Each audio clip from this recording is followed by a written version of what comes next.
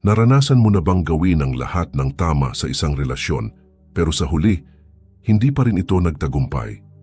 Baka nasabihan ka ng maging mabait, respetuhin ang espasyo niya, o maging totoo lang sa sarili, ngunit sa dulo, ikaw pa rin ang naiwan, na litong-lito, frustrated, o wasak ang puso. Paano kung sabihin ko sa iyo na lahat ng natutunan mo tungkol sa pag-akit sa mga babae ay mali? Dahil ngayon, ibubunyag ko sa iyo ang katotohanan, ang mga nakatagong kahinaan ng bawat babae. Mga kahinaang hindi nila pinag-uusapan, pero kailangang malaman ng bawat lalaki. Manatili ka lang dahil maaaring mabago ng video na ito ang lahat ng akala mong alam mo tungkol sa pakikipag-date. Mag-iwan ng komento sa ibaba na nagsasabing, handa na ako kung handa kang panoorin ang video na ito hanggang sa dulo. Maniwala ka, ayaw mong mapalampas kahit isang segundo nito. Harapin natin ang katotohanan, lutong-luto ang laro ng pakikipag-date at hindi ito pabor sa'yo. Malamang napansin mo na ang mga lalaking tila alam ang lahat ay iyong mga hindi sumusunod sa mga karaniwang rules.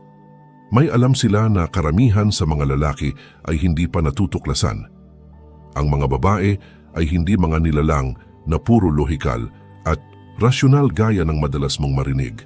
Hindi, ang mga pagnanasa at desisyon nila ay nakabatay sa emosyon. At ang totoo, kadalasan ay hindi rin nila alam kung bakit sila naaakit sa ilang uri ng lalaki. Yan mismo ang tatalakayin natin ngayon.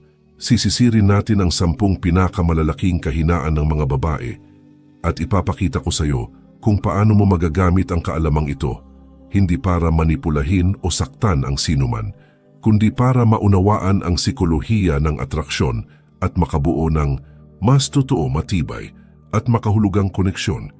Hindi tayo narito para palamutian ang katotohanan o magbigay ng luma at gasgas na payo. Ito ay totoo, diretsahan at tatama ng malalim, kaya humanda ka at magpakatatag. Bago tayo magsimula, pindutin muna ang like button kung nakikita mo nang may halaga ang video na ito at mag-subscribe kung gusto mo pa ng mas malalim, tapat at epektibong payo na akma sa panahon ngayon.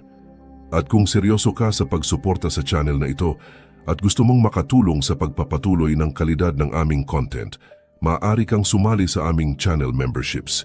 Nakakatulong ito para manatiling independyente ang aming content at mapanatiling libre ito para sa mas maraming kalalakihan. Simulan na natin sa unang kahinaan. Una, ang matatag na lalaki. Linawin natin ito agad. Ang mga babae ngayon ay binabaha ng mga pagpipilian. May mga lalaking palaging nagme-message sa kanila, mga estrangherong bumabati ng papuri, at mga dating app na parang buffet ng walang katapusang option. Kaya bakit karamihan sa mga lalaki ay bigo pa rin sa mundo ng pakikipag-date kahit napakaraming paraan na ngayon? Dahil karamihan ay walang consistency. Marami sa kanila ay pabago-bago, hindi tumutupad sa pangako at madaling sumusuko. At alam mo ba, napapansin iyon ng mga babae. Ito ang masakit na katotohanan. Hindi madaling magtiwala ang mga babae. Nasasanay na silang isipin na mawawala ang lalaki kapag nagiging mahirap na ang sitwasyon, kahit pagkatapos lang ng ilang date o ilang buwan. Laging may pag-iingat dahil madalas na nilang naranasan ang mga lalaking hindi nagpapakita, hindi tinatapos ang sinimulan at hindi maaasahan. Kaya naman ang lalaking matatag sa kanyang desisyon, kilos at salita ay agad na namumukod tangi. Ang pagiging matatag ay hindi lang basta pagdating sa oras. Ibig sabihin nito ay maging simbolo ka ng katatagan sa lahat ng aspeto ng iyong buhay. Dapat ikaw ang lalaking hindi lang basta nangako, kundi talagang tinutupad yon ng walang alinlangan. Sa mundo ng pakikipag-date na puno ng mga lalaking pabago-bago at walang direksyon, ang lalaking tumutupad sa salita ay parang parola sa gitna ng dagat ng kalituhan. Magsimula sa maliliit na bagay. Kapag sinabi mong magti-text ka mamaya, gawin mo. Kapag nangako kang tatawag sa isang partikular na oras, gawin mo ng eksakto. Ang pagiging matatag ay hindi ibig sabihing matigas ang ulo. Ibig sabihin ay maaasahan ka. Kailangang maramdaman niya na isa kang lalaking tumitindig sa kanyang salita dahil ang pagiging maaasahan ay isa sa pinakakaakit-akit na katangian sa mabilis at mababaw na mundo ng pakikipag-date ngayon. Ikalawa, kumpiyansa sa sarili. Palagi nating naririnig ito. Ang kumpiyansa ay kaakit-akit. Pero ano nga ba talaga ang ibig sabihin nito? Ang kumpiyansa ay hindi kayabangan o pagiging maingay. Ang tunay na kumpiyansa ay ang tahimik ngunit matatag na paniniwala na sapat ka, ganito ka man ngayon. Ang ganitong uri ng kumpiyansa ay magnetiko dahil bihira ito, lalo na sa panahong maraming lalaki ang laging naghahanap ng pagpapatunay mula sa iba. Natural na naaakit ang mga babae sa kumpiyansadong lalaki dahil ito ay senyales ng seguridad. Isipin mo, may sarili ring mga insecurities ang mga babae. Nababahala sila kung paano sila tinitingnan, kung sapat ba sila at kung katanggap-tanggap ba sila. Kaya kapag nakilala nila ang isang lalaking hindi natitinag ng opinyon ng iba, na hindi nangangailangan ng babae para maramdaman ang sariling halaga, parang hangin ng kalayaan iyon para sa kanila. Kaya namumukod tangi ang mga kumpiyansadong lalaki sa dagat ng kawalang katiyakan. Maraming lalaki ang umaasa sa panlabas na bagay para sa kumpiyansa, trabaho, itsura o estado sa buhay. Pero paano kung mawala ang mga iyon? Ang tunay na kumpiyansa ay nanggagaling sa loob. Ito ay ang pagkilala sa sarili mong halaga kahit anong mangyari. Kapag mayroon ka nito, hindi ka basta-basta natitinag. Hindi ka takot sa rejection, hindi ka nababahala sa pagkabigo. At higit sa lahat, hindi mo kailangan ng aprobado ng babae para maramdaman mong sapat ka. Magsimulang buuin ang kumpiyansa mo sa pamamagitan ng pagtatakda ng mga layunin at pagtupad sa mga ito. Gaano man kaliit, tuwing tinutupad mo ang isang pangako sa sarili mo, lalo kang nagiging matatag. At tandaan, ang kumpiyansa ay hindi pagiging perpekto. Ibig sabihin nito ay komportable ka sa iyong mga kakulangan. Yakapin mo kung sino ka, kasama ang iyong mga depekto, at makikita mo kung paano tumutugon ang mga babae sa totoo at matatag mong presensya.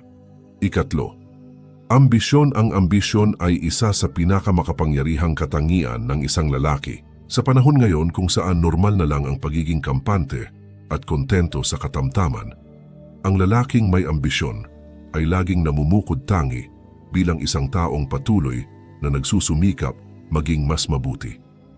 Nahuhumaling ang mga babae sa mga lalaking may malinaw na direksyon at layunin dahil ito ay senyales na may patutunguhan ka sa buhay. Ngunit hindi kailangan na ang ambisyon mo ay bumuo ng milyonaryong negosyo o magtrabaho ng 82 oras kada linggo. Ang ibig sabihin ng ambisyon ay may mga pangarap ka. Ginagawa mo ang paraan para maabot ito. At hindi ka basta kontento sa pwede na. Gusto ng babae ang lalaking may ambisyon dahil pakiramdam nila ay parte sila ng isang mas malaking layunin. Kapag determinado ka, ipinapakita mo na hindi ka lang basta dumadaan sa buhay at napakaakit niyan. Ngunit dito nagkakamali ang karamihan. Puro salita lang ang ambisyon nila. Hindi sapat ang sabihin mong ambisyoso ka, kailangan mo itong patunayan. Sa trabaho, sa personal na pag-unlad o kahit sa mga hilig mo, kailangang makita na palagi kang sumusulong. Ang ambisyon ay tungkol sa progreso, hindi sa pagiging perpekto. Ang mahalaga ay palagi kang gumagalaw patungo sa mas mabuting bersyon ng sarili mo. Magsimula sa pagtatakda ng mga short-term at long-term goals. Hindi kailangang malaki, pero dapat ay hamunin ka nito. Maaaring makuha mo ang promosyon sa trabaho, matuto ng bagong kasanayan o maging mas malusog. Ang mahalaga ay patuloy kang umaabante. Kapag nakita ng babae na may direksyon at ambisyon ka, gugustuhin niyang maging bahagi ng paglalakbay mo. Ika-4, ang bad boya, ang bad boy. Para bang parang moth sa apoy ang mga babae sa kanya. Pero heto ang twist, hindi dahil bastos o masama siyang tao. Ang dahilan ay taglay niya ang mga katangiang hindi matitiis ng mga babae. Hindi mahulaan, may misteryo at may kontrol sa emosyon. Ang bad boy ay hindi sumusunod sa mga rules. Hindi siya humihingi ng paumanhin sa kung sino siya at tiyak na hindi niya ginagawa ang lahat ng nais ng babae. Iyan ang dahilan kung bakit siya kaakit-akit. Ayaw ng babae ng lalaking ganap nilang nakokontrol. Gusto nila ng lalaking palaging pinaghuhulaan, may sariling buhay at prioridad at hindi umiikot sa kanila lamang. Eksperto ang bad boy sa paglikha ng emotional na highs at lows. kaya patuloy na bumabalik ang babae. Ang kilig ng habol, ang hindi mahulaan, at ang pakiramdam na medyo malayo siya ang nagpapasikat sa kanya. Pero heto ang katotohanan, hindi mo kailangang maging bastos para taglayin ang katangian ng bad boy. Kailangan mo lang panatilihin ang misteryo at emosyonal na independensya. Huwag mo agad ibunyag ang lahat tungkol sa sarili mo. Itago ang ilang bagay, huwag laging available. Pabayaan mong mag-isip siya kung nasaan ka at ano ang ginagawa mo. Ito ay lumilikha ng intriga at nagpapanatiling hooked sa kanya. Sanayin ang kontrol sa emosyon sa pamamagitan ng hindi pagpapadala sa mood niya. Kung siya'y galit, manatiling kalmado. Kung siya'y masaya, i-enjoy ang sandali. Pero huwag hayaang malunod ka rito. Kaakit-akit ang bad boy dahil kontrolado niya ang kanyang emosyon at buhay. Maging lalaking kalmado at composed sa kahit anong sitwasyon. Ikalima, ang pansin na hindi pinapansin, hinahangad ng mga babae ang pansin. Pero heto ang twist, hindi nila pinapahalagahan ang pansin agad-agad. Nabubuhay tayo sa mundong kayang makakuha ng pansin ng babae mula sa daan-daang lalaki sa isang click lang. DMs, likes, comments, lahat ay naroroon, patuloy na nagpapatunay sa kanila. Pero dahil napakadali, nawawala ang halaga nito. Ang lalaking namumukod tangi ay yaong hindi agad binibigay ang pansin sa kanya. Kapag hindi mo agad pinapasa ang kanyang pangangailangan sa validation, naiirita siya sa kakulangan nito. Nasasanay siya na laging pinupuri at sinusundan ng pansin ng lalaki, at kapag hindi niya nakuha iyon mula sa'yo, magsisimulang magtanong kung bakit. Di nagtagal, sisimulang hanapin niya ang iyong pansin dahil ngayon ito ay bihirang bagay. At gaya ng alam natin, nagkakaroon ng halaga ang bagay na bihira. Gusto ng mga babae ang habol, kagaya ng mga lalaki, kahit hindi nila inaamin. Kapag hindi mo agad ibinigay sa kanya ang gusto niya, maging ito man ay papuri, tuloy-tuloy na pansin o validation, ipinapakita mo na ang iyong pansin ay bagay na kailangang pagtrabahuan. At iyan mismo ang dahilan kung bakit mahalaga ito. Kaya itigil ang pagbibigay ng libreng pansin kung palagi kang nagte-text, pumupuri o nagla-like sa lahat ng kanyang social media posts, pinapababa mo ang halaga mo. Sa halip, umatras ka. Hayaan mo siyang lumapit sa iyo. Kapag naramdaman niyang kailangang pagtrabahuan ang iyong pansin, mas lalo niyang pahahalagahan ito. Ika-6, pre-selection. May dahilan kung bakit mas naaakit ang mga babae sa lalaking may kasamang ibang babae o nasa relasyon na. Ito ang tinatawag na pre-selection. Kapag nakita ng babae na may iba pang babae na interesado sa iyo, nagtitrigger ito sa kanyang utak na dapat ay mahalaga siya. Pareho ito sa prinsipyo kung bakit gusto ng tao ang mga bagay na mataas, ang demand. Kapag gusto ito ng lahat, tiyak na may halaga ito. Malakas ang pre-selection dahil ito ay kumakapit sa kompetitibong kalikasan ng mga babae. Kapag nakita kanya kasama ang iba pang kaakit-akit na babae, even kung kaibigan lang, tumataas ang tingin niya sa iyo. Nagsisimula siyang magtanong kung ano ba ang mayroon sa iyo na kaakit-akit sa iba. At ang curiosity na iyon ang nagpapalakas ng kanyang atraksyon sa iyo. Kaya karamihan sa mga lalaking nasa relasyon ay nakakaakit pa rin ng ibang babae. Hindi ito dahil sinasadya nilang sirain ang relasyon, kundi dahil naaakit sila sa ideya na ang lalaking ito ay kaakit-akit. Kung kaakit-akit siya sa iba, dapat ay karapat-dapat din siya sa atensyon niya. Kaya palibutan ang sarili ng mataas na value na babae kahit kaibigan lang sila. Kapag nakita ng babae na komportable kang nakikipag-interact sa iba pang kaakit-akit na babae, ipinapakita nito na ikaw ay may halaga. Magsisimula siyang makita ka bilang isang lalaking dapat paghandaan dahil nakikita niyang gusto ka na rin ng iba. Ika-7, pagkalalaki, masculinity. Ang pagkalalaki ay parang inaatake sa panahon ngayon, pero ang totoo, ang mga babae ay biologically na nakakaakit sa mga lalaking tunay na masculine. Hindi ito tungkol sa pagiging sobra, sa agresibo o domineering. Ito ay tungkol sa pagpapakita ng lakas, pisikal at emosyonal. Gusto ng babae ang lalaking kayang protektahan sila, pamunuan at gawin silang ligtas. Ang pagkalalaki ay higit pa sa mga kalamnan. Ito ay tungkol sa pagkakaroon ng layunin, pagtindig sa paniniwala at pagpapakita ng emosyonal na katatagan.